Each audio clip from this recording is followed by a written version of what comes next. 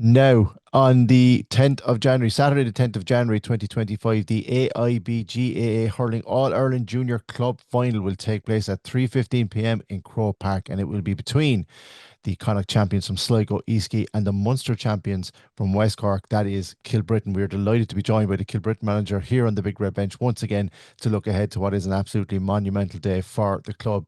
Joe Ryan, you're very welcome to the show. How are you? I'm good, Jar. Thanks very much for having me. How obviously we're talking about an All Ireland final. The last time we spoke, we were looking forward, to a Munster and potentially an All Ireland semi final. You've achieved those goals. So, how have preparations gone since you ever overcame Davidstown Court and Cuddy to reach this All Ireland final? Yeah, they've gone pretty well, I suppose. We're back into a routine of training. Obviously, it was over the Christmas period as well, which was pretty unique. But we kind of got back into the routine again. I think the way it fell with Christmas being Thursday, Friday, and into that weekend, then it kind of suited. So no, it's all system go, all system go. Everyone's very excited. Naturally. So, can I just ask you about getting access to pitches at this time of year is difficult, and in the condition that they're in, how have you managed that, especially with the recent bad weather? So I suppose the beauty of it being in Crow Park is that the surface, we haven't actually needed pitches with lights. So we trained during the day in Bishopstown 4G, and we're doing Parky Queeve 4G now tomorrow night. And so it's that surface really is that a fast surface that will hopefully stand to us. We haven't really needed to go on to a pitch as such. We did Sunday morning now in Clashbana in Kilbrittain, and it was just a bit of strength work with Mark Eaton and the puck around. So it's the again it's because of Crow Park that we're looking for kind of 4Gs just to get that slickness back. You won your semi-final 215 to 116 amid atrocious conditions, and that's putting it mildly in Clonmel. How much satisfaction as a manager in your backroom team did you take from the manner of the win and the manner in which you had to tough it out, Joe? Because, it wasn't a day for fancy hurling, cliche alert. Yeah, no, it wasn't. And honestly, I didn't realize how bad it was until actually after the final whistle and going onto the pitch. And even in the cameras afterwards, you think that there's grass there, but it just wasn't So both teams did incredibly well to perform the way they did in those conditions. And it was really satisfying. Like when you come through a game like that, I haven't been a part of anything like that before, so it was really satisfying. And particularly, look, we knew both teams knew what the outcome was that you get to play in Crow Park, so there was a bit of tension, but it was just two really kind of honest teams going at each other, which was yeah, it was really satisfying. Yeah, because like it's hard to believe. If you go back 12 months when you started out on the journey to become, first of all, county champions, first of all, which we can't forget, and then provincial champions. You've had probably every 4 seasons in one day, but you've had every particular type of scenario thrown at you in terms of quality of pitches, the height of the summer, moving into the winter months, and then just recently in Clonmel amid what looked like a thunderstorm. So in a way, is it a good thing going up? I know it's the same for Easkey, but going up to Crow Park, the surface is going to be top notch. But even if it is a bad day, you've already experienced that, so it's not something that should detract from the goal of winning the All Ireland. Yeah, I think you're right. I think even within conditions, we probably faced a lot of it. And then in opposition as well, and how different teams set up, we've probably faced a lot over the year as well. So you kind of build up that experience. And look, you're still playing in Crow Park at the end of the day, so you know the surface is going to be immaculate. And really, you kind of take the game is like we just concentrate in the first half to begin with, and then you're kind of maybe adapting within that half then as well. Like so, you kind of take the first 30 to 35 minutes, and then you see what the conditions are like, and see what the conditions are going to be for the opposition in the second half, and kind of go from there. And that served you well to get you to this point. Eastleigh put up 423 in seeing Upward in the other semi final. Now, it took extra time to get the job done, but how impressed were you with what you saw of this club? Because, irrespective of opposition, irrespective of conditions, that's impressive scoring. Yeah, you're bang on. It's 423 in December is incredible. Really, like I think the conditions looked okay in that game against Burt. I think there was a strong wind for both sides, and on I think Burt played it in the first half and Easkey in the second. But yeah, you're right. And look, 423.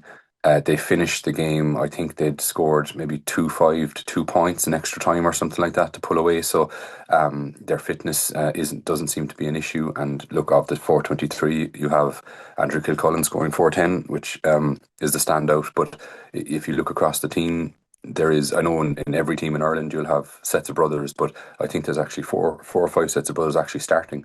So you know that there's kind of that bond there as well. So yeah, look, we'll be they look like a very good team. They're experienced. They had obviously played Ballygibbon in 2022, and I think they played a football final in Croke Park in 2018 or 19 as well. So, um, yeah, they're very experienced, a very good team. Yeah, I was going to ask you about this. Obviously, look, you're going to try and keep the players' feet on the ground. You're heading up to Croke Park. You see the stadium in front of you. You'd be something wrong with you if you didn't have butterflies, and it's your first time playing competitively there. The fact that Easkey have been there, it's their second All Ireland club final, junior final in 3 years. That does give them an advantage, Joe, in terms of preparations and maybe a little less in the stomach. Once the ball's thrown in, it's anyone's game. But you have to be cognizant of that as well. That this is a team, as you've rightly pointed out, have been here before, so the journey up will be no big deal to them. Yeah, 100%. They have like even the logistics of it alone for us trying to organize to get up there. We haven't. I certainly haven't done it before. They have.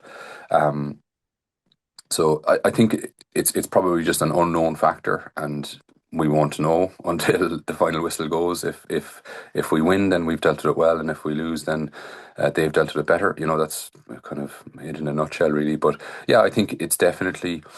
Would I rather be in their position or our position? I'd probably rather be in their position, having experienced it before. So, but look, we'll just have to put our best foot forward and give it a go. Yeah, you will. But then also, you've won a county and a Munster title this year, and you've been on a roll, and there's momentum behind you as well. It will be new ground for most, if not all, of the players on the pitch in Croke Park. But I would imagine how much of winning the Munster title, especially just so recently, are you tapping back into that, or are you just focusing fully on a new blank sheet when you come to a situation like this, like an All Ireland final? No, I think you kind of use it. You do tap back into it as I suppose it's evidence of what we've come up against, how teams have played against us and set up against us, and then equally how we've played against them. And you touched on it with the conditions as well. So I think it's all experience that you're building up, and you're kind of hoping then that okay, what Easkey have to present to us, we'll try our best to handle and manage, and then kind of hopefully our threats then will come through, and the lads will come through. With the confidence that they've carried over the last few games, particularly from the Munster final performance, I suppose. Certainly, and even in the performance in the semi-final, in the trying conditions, I mean, there's things you can tap into, and hopefully you will.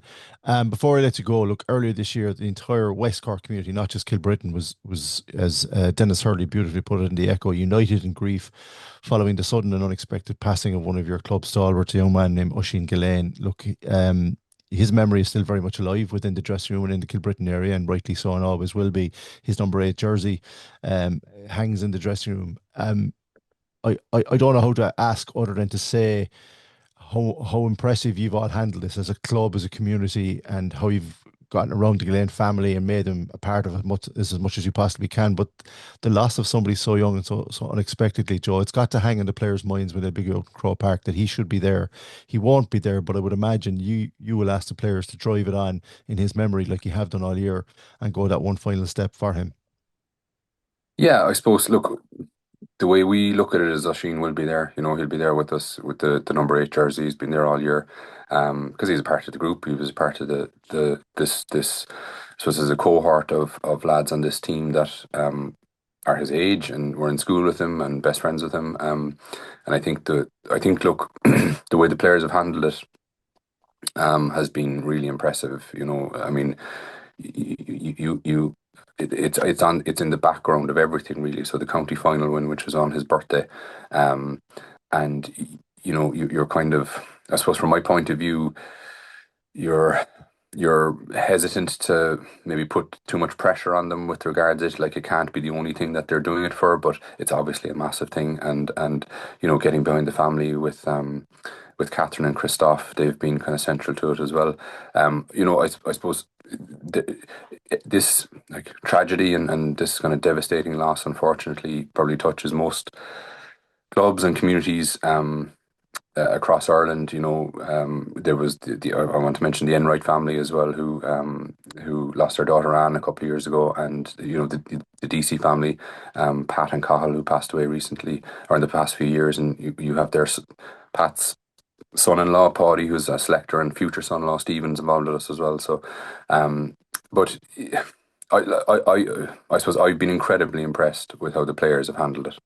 And you're talking about a group of young men who have suffered, they lost their friend really, and sport. I suppose it's not the be all and end all, but it's a great vehicle for them to kind of express themselves, and I think they've handled it really well, And look, Oisin will be there with us. We'll talk about him in the lead up. We'll talk about him before the game, as we've kind of done so far. Really, we always mention him and look up at the jersey. So I don't think that'll. Again, maybe this is the wrong word, but I don't think it'll be a burden for them. I think they'll embrace it and just represent him and themselves well.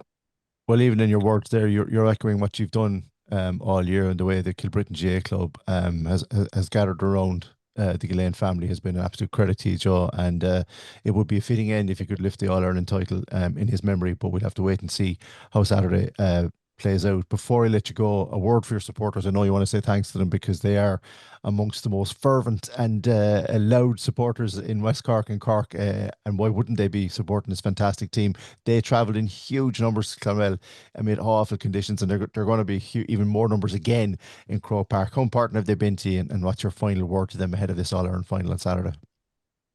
Yeah, it's been amazing. Yeah, we like the half time of the Munster final. We kind of reference we've referenced since, and then even the half time against Davidstown when we came back out onto the pitch, um, there was a massive roar, and you can even hear it on the camera of the TG Cahir coverage of the Davidstown, the final whistle when it goes. Look, it's amazing. Like it's incredible. There's I know that there's entire families going up to the game. I know there's people coming home from Australia for the game.